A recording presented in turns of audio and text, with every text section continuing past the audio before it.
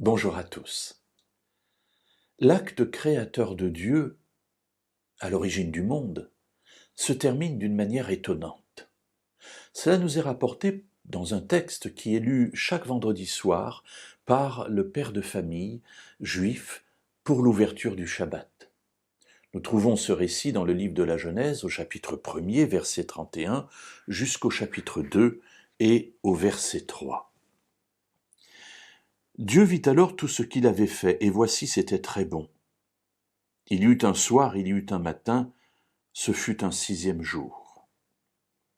Ainsi furent achevés le ciel, la terre et toute leur armée. Le 7e jour, toute l'œuvre que Dieu avait faite était achevée, et il se reposa au 7e jour de toute l'œuvre qu'il avait faite. Dieu bénit le 7e jour et le sanctifia, car en ce jour, Dieu s'était reposé de toute l'œuvre qu'il avait créée. Alors voilà en quelques mots un événement extraordinaire de la création. Au 6e jour, Dieu s'arrête.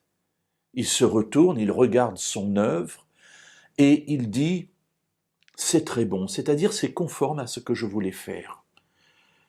Et arrive le soir, le matin, le 6e jour est terminé.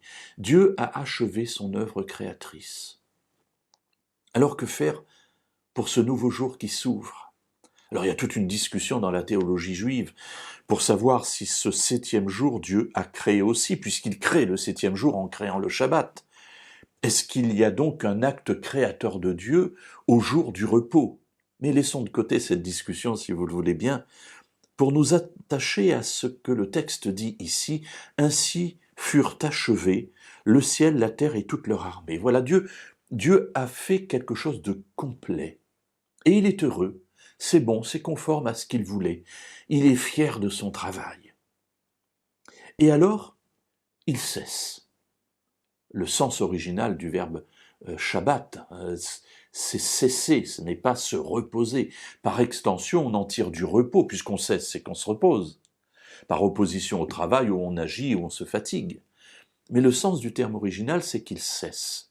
Il cesse son acte créateur. Toute l'œuvre qu'il a faite.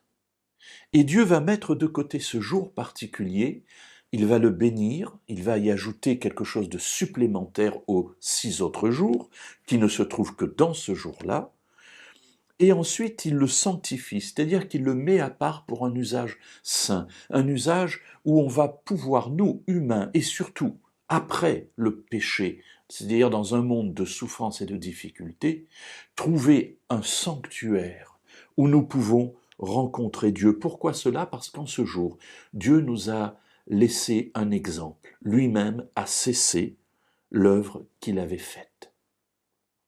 Mes amis, chaque fois que nous célébrons le Shabbat, nous célébrons l'action créatrice de Dieu. Nous nous souvenons de ce qu'il a fait pour nous. Nous nous souvenons du projet qu'il avait pour nous. Et ainsi, dans le Shabbat, je suis là aussi vivant en fermant les yeux en espérance de ce jour où toute création sera refaite et nous pourrons reprendre la vie initiale telle que Dieu l'avait voulu, afin de vivre éternellement avec lui.